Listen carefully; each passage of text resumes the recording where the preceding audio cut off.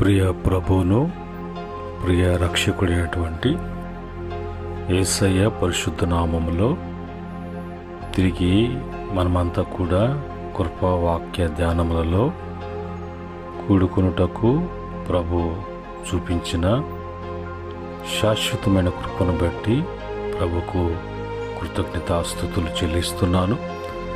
అలాగనే ప్రతిరోజు కూడా కృపావాక్య ధ్యానాలలో పాల్గొంటూ దేవుని యొక్క కృపావాక్యాన్ని వింటూ బలపడుతూ ఆయనలో ఎదుగుతున్న ప్రతి బిడ్డకు కూడా ప్రభు పేరిట మీకు అందరూ కూడా వందనములు, ప్రభు పేరిట మీకు శుభములు తెలియజేస్తున్నాను. ప్రియ దేవుని బిడ్డలారా, ఈ సమయంలో ప్రభు మనకై ఇచ్చినటువంటి ఉదయకాలపు కృపా వాక్యాన్ని మనము చదువుకొని మరి ప్రార్థనాపూర్వకంగా ధ్యానం చేద్దాం. ఈ సమయంలో కీర్తన 24వ కీర్తన 6వ చరణాన్ని నేను చదువుతున్నాను.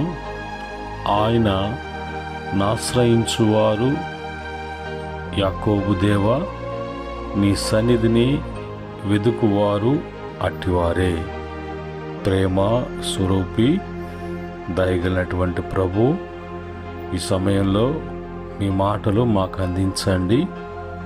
మా హృదయములలో మీ మాటల చేత నింపండి. ఆ మాటలు ధ్యానపూర్వకముగా మేము అంగీకరించి అనుసరించుటకు పరిశుద్ధాత్మ యొక్క సహాయం దయచేయమని యేసుక్రీస్తు నామములో అడిగి వేడుకుంటున్నాము తండ్రి, ఆమేన్.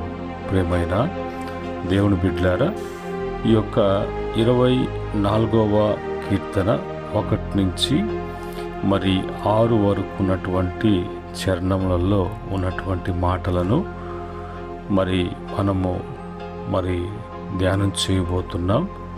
ఇక్కడ 6వ చరణములో ఉన్నటువంటి మాట, ఆయనను ఆశ్రయించువారు యాకోబు దేవా, నీ సన్నిధిని వెదుకువారు అట్టివారే.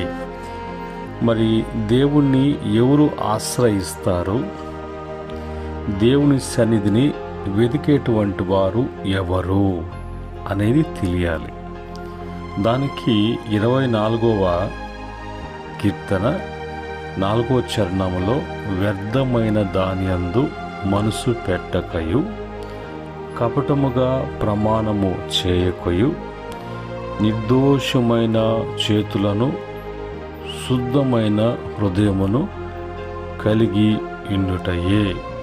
ఎవరు దేవుణ్ణి ఆశ్రయిస్తారు? దేవుణ్ణి ఎవరు వెతుకుతారు అంటే వాళ్ళు వ్యర్థమైనటువంటి వాటి మీద మనసు పెట్టరు.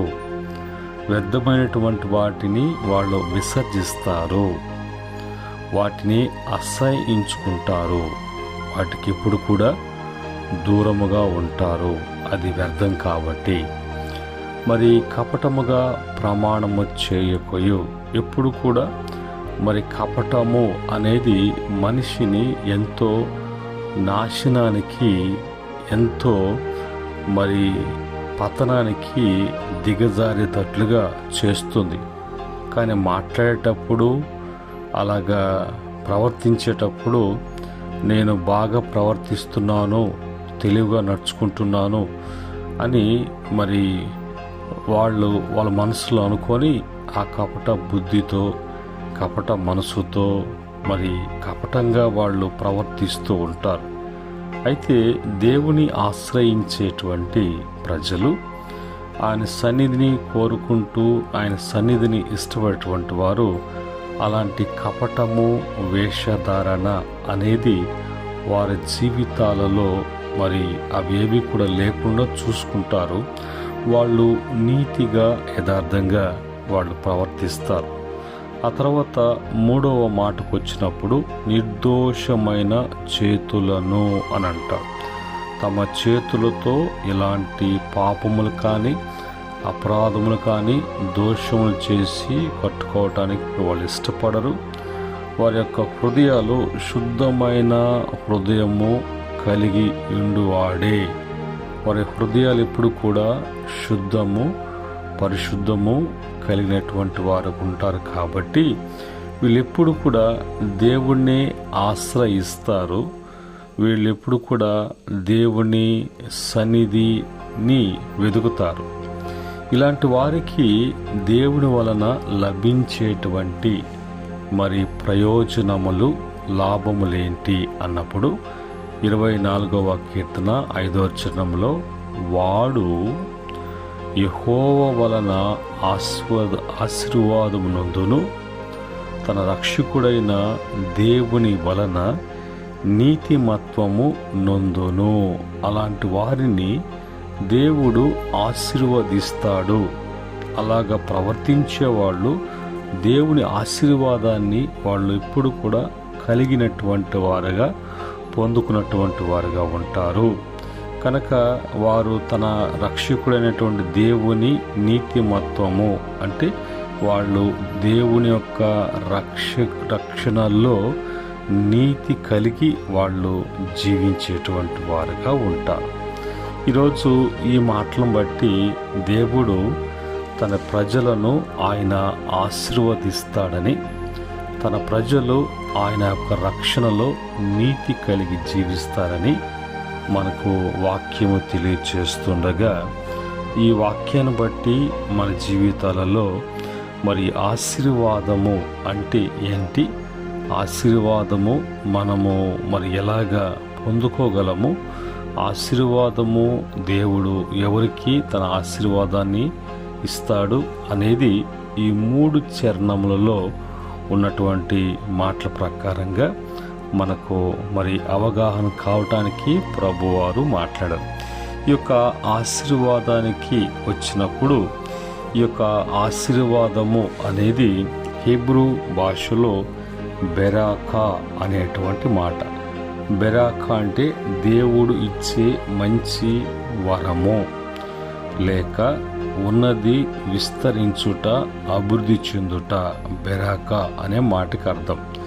దీన్ని ఆశీర్వాదాన్ని గ్రీక్ వర్డ్కి వచ్చినప్పుడు గ్రీక్ పదము ఏమని వాడారంటే యులోజియా అనేటువంటి పదాన్ని వాడారు. దీనికి అర్థము మంచి మాట, శుభవచనము.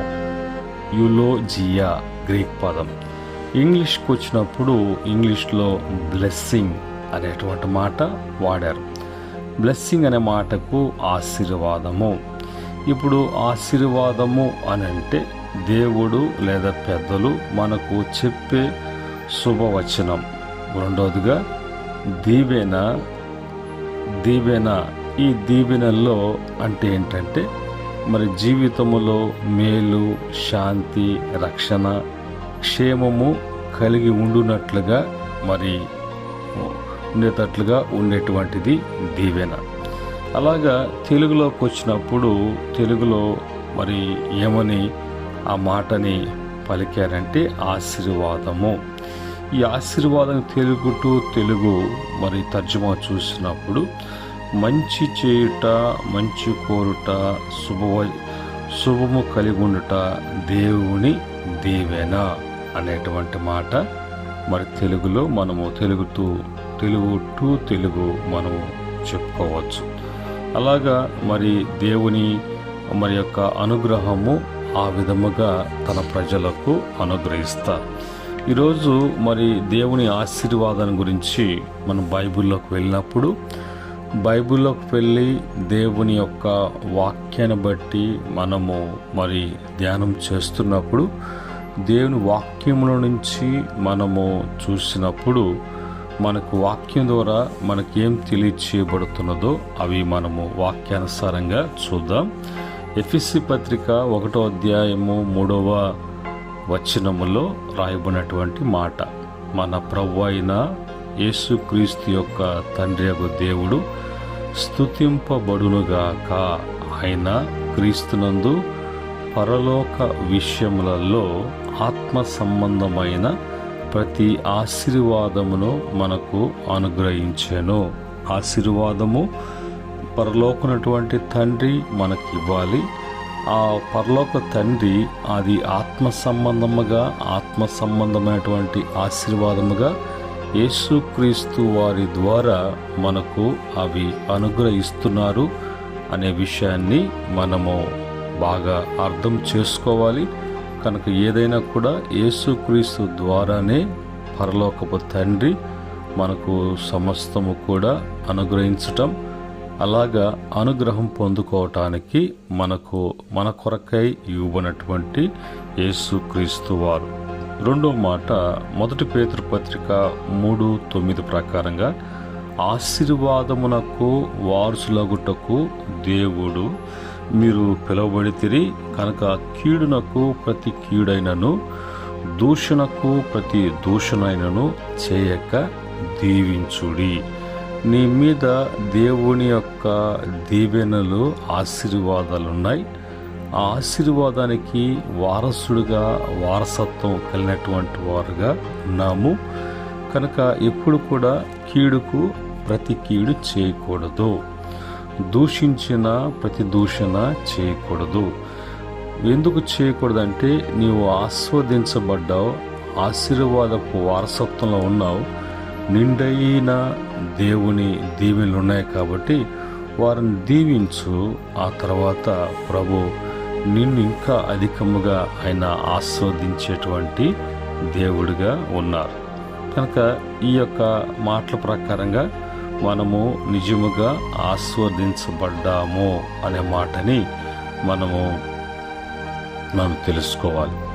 తర్వాత మూడవ మాటకు వచ్చినప్పుడు 134వ కీర్తన 3వ చరణంలో భూమి ఆకాశములు సృజించిన యెహోవా సియోనులో నుండి నిన్ను ఆస్వాదించునుగాక. భూమిని ఆకాశాన్ని సృష్టించి ఆ సృష్టిలో ఉంచినటువంటి ఆ సృష్టిలో ఉన్నటువంటి మన మీదకు ఆశీర్వాదము ఎక్కడి నుంచి రావాలి అనంటే సియోనులో నుంచి ఆ ఆశీర్వాదం రావాలి. సియోను నుంచి దేవుడు యేసుక్రీస్తు ద్వారా మనకు ఆశీర్వాదాలు మనకు ఆయన అనుగ్రహిస్తారు. ఆ క్రమంలో బైబిల్లో ఆశీర్వాదం పొందుకున్నటువంటి వ్యక్తి గురించి మనం చూసినప్పుడు ఆదికాండము 12వ అధ్యాయము 2-3 వచనములలో అక్కడ మన మూలపితృడు విశ్వాసానికి తండ్రిగా పిలువబడుతున్నటువంటి అబ్రహాము గాను గురించి రాయబడింది. నిన్ను గొప్ప జనముగా చేసి నిన్ను ఆస్వాదించి నీ నామమును గొప్ప చేయుదును, నీవు ఆశీర్వాదముగా నుందువు, నిన్ను ఆస్వాదించు వారిని ఆస్వాదించేదను, నిన్ను దూషించు వారిని శపించేదను, భూమి యొక్క సమస్త వంశములు నీయందు ఆస్వాదింపబడునని అబ్రహాముతో దేవుడు అన్నారు. కనుక ఇప్పుడు ఆశీర్వాదము అబ్రహాం వలన అబ్రహాము గారు ఆశీర్వాదం పొందుకోవటానికి కారణం ఏంటి అంటే దేవుడు ఈ 12వ అధ్యాయంలో చెప్పినటువంటి ఆయన కండిషన్స్ అన్నిటికి కూడా లోబడ్డాడు. ఆయన చెప్పిన మాటని నమ్మాడు, విశ్వసించాడు. అందును బట్టి ఈరోజు అతనే కాకుండా ఆయన వంశమే కాకుండా అనేక వంశవలులు ఆస్వాదించబడటానికి మూల పురుషుడిగా ఎంచబడినటువంటి వాడు, మూల పురుషుడిగా నిలబడినటువంటి వాడు అబ్రహాం గారు. గలతీ పత్రిక 3వ అధ్యాయం 9వ వచనములో చూస్తే కాబట్టి విశ్వాస సంబంధులే విశ్వాసం గల అబ్రహాముతో కూడా ఆస్వాదించబడతారు. కనుక విశ్వాస సంబంధంగా మనం విశ్వాసం గల అబ్రహాంతో కూడా ఆయన ఏ విధంగా అయితే దేవుణ్ణి విశ్వసించాడో అలాంటి విశ్వాసముతో మనము కూడా అబ్రహాం గారి మీద ఉన్నటువంటి ఆశీర్వాదాన్ని మనకు కూడా అది సంప్రాప్తం కావటానికి ప్రభు అనుమతించారు. ఆ క్రమంలో ఒక ఆశీర్వాదము భూమి మీద ఉన్నటువంటి బిడల మీదకి రావాలి అంటే మూడో వ్యక్తి ఉన్నారు. ఎవరు అంటే దైవ సేవకులు. తండ్రి కుమారుని ద్వారా, కుమారుడు సేవకుని ద్వారా. ఎలాగా అంటే సంఖ్యాకాండము 6వ అధ్యాయము 24-25 వచనాలలో ఫస్ట్ నుంచి మనం చూసినప్పుడు అక్కడ యెహోవా నిన్ను ఆస్వాదించి నిన్ను కాపాడునుగాక, యెహోవా నీకు తన సన్నిధిని ప్రకాశింపచేసి నిన్ను కరుణించునుగాక అని సేవకుడు దేవుని పక్షంగా నిలిచి ఉండి తమ యొక్క హస్తములను పైకి ఎత్తి ఏ బిడ్డ మీద, ఏ కుటుంబం మీద, ఏ సమాజం మీద, ఏ దేశం మీద, ఏ రాష్ట్రం మీద, ఏ ప్రజల మీద దేవుని నామాన్ని బట్టి ఆశీర్వాదపు వచనములు సేవకుడు, దైవ సేవకుడు తన నోటి నుంచి ఉచ్చరిస్తారు. అప్పుడు ప్రభు అంటారు, పరలోకము నుంచి నేను అవన్నీ కూడా ఆమెన్ అని నువ్వు ఉచ్చరించిన విధముగా అవన్నీ కూడా నేను వాళ్ళకి అనుగ్రహిస్తాను, వారి మీద నేను కృమ్మరిస్తాను అనే మాట ప్రభు చెప్పారు. ఒక ఆశీర్వాదం అనేది కలగటానికి, ఆశీర్వాదం ద్వారా వచ్చేటువంటి ప్రతిదీ కూడా అనుభవించడానికి ఇంత క్రమాన్ని ప్రభు పెట్టారు. ఇలాగనే మనం పొందుకోవాలి. కానీ ఒకవేళ మనము అలా కాకుండా ఏదైనా ప్రయత్నాలు చేస్తే ఆ ప్రయత్నాలన్నీ కూడా వ్యర్థము అనేది అర్థం చేసుకోవటానికి ఈ మాటలు ప్రభు మనకు ఆయన అనుగ్రహిస్తూ ఉన్నారు.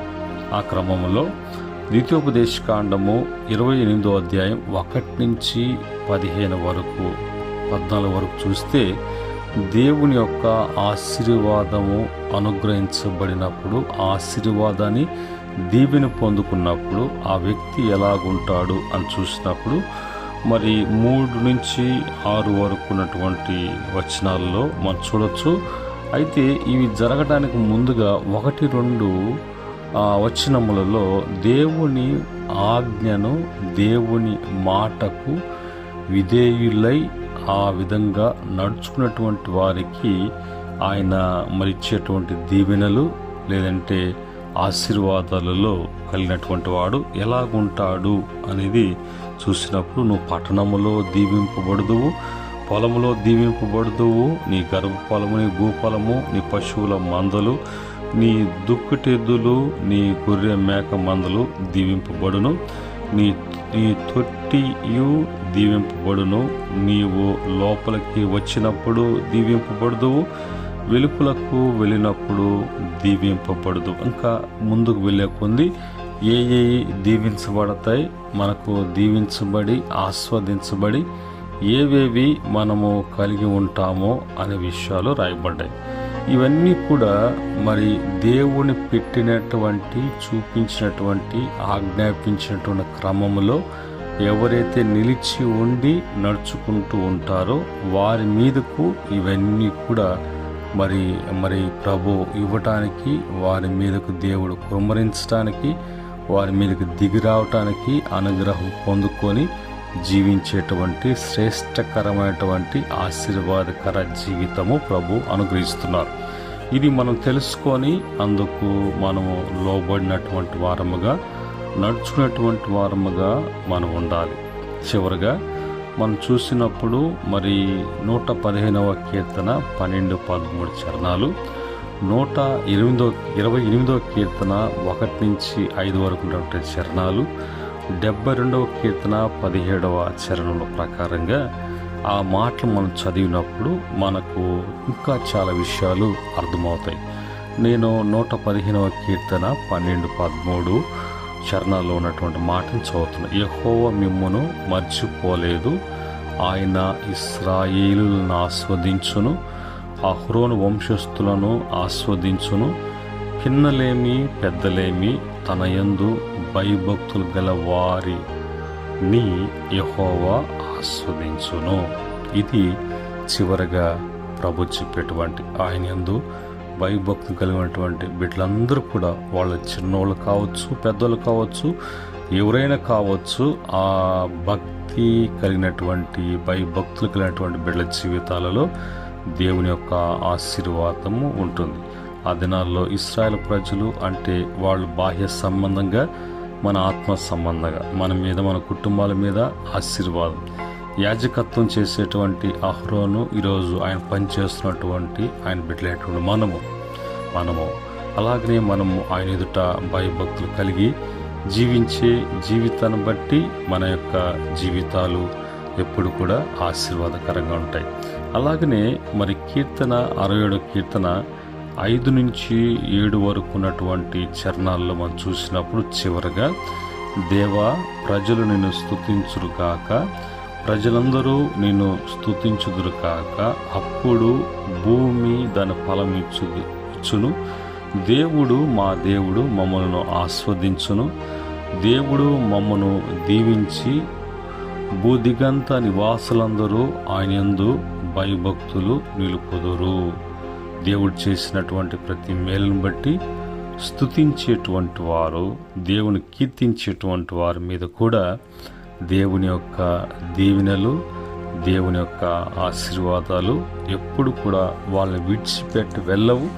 వాళ్ళు శ్రేష్టకరంగా అభివృద్ధి చెందటం కానీ, వాళ్ళు బాగుపడటం కానీ, వాళ్ళకి మేలు జరగటం కానీ, వాళ్ళ జీవితాల్లో శాంతిని, రక్షణను, క్షేమమును అన్ని విధాలలో వాళ్ళు వర్ధిల్లటానికి ప్రభు ఆయన ఉదయకాలమందు ఈ కృపా వాక్యం ద్వారా తెలియచేస్తున్నారు. కనుక ప్రియమైన దేవుని బిడ్డలారా, సహోదరి సహోదరులారా, ఈ మాటలు మీకు దేవుడు ఉదయకాలమందు మీ జీవితాలలో మీరు ఎలాగా ఆస్వాదించబడాలంటే మీరు ఏం చేయాలి అనేది అన్నీ కూడా ప్రభు బహుతేటగా వివరించి మనతో ప్రభు మాట్లాడారు, మనకిచ్చారు. కనుక ఈ మాటలు మన హృదయంలో భద్రపరుచుకుందాం. ఈ మాటలకు వ్యతిరేకంగా ఏది మనలో ఉన్నదో ఆ బలాన్ని ఒప్పుకొని విడిచిపెడదాం.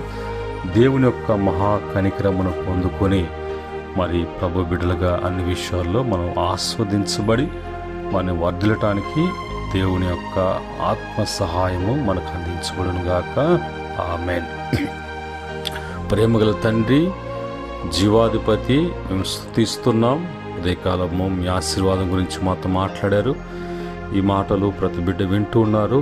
ఎంతమంది బిడ్డలకు ఈ మాటలు అందించబడుతున్నాయో వాళ్ళందరూ ఆస్వాదించబడటానికి ఏం చేయాలో అనే విషయాన్ని మీ వాక్యం ద్వారా తెలియపరిచారు.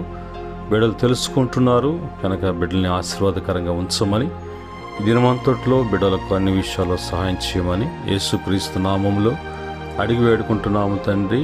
ఆమేన్. పరమ తండ్రి దేవుని ప్రేమ, కృప, సమాధానము మాటలు వింటున్న బిడ్డలకును, సకల పరిశుద్ధులకును, ఆయన దాసులకును సదా తోడై ఉండి నడిపించునుగాక. ఆమేన్.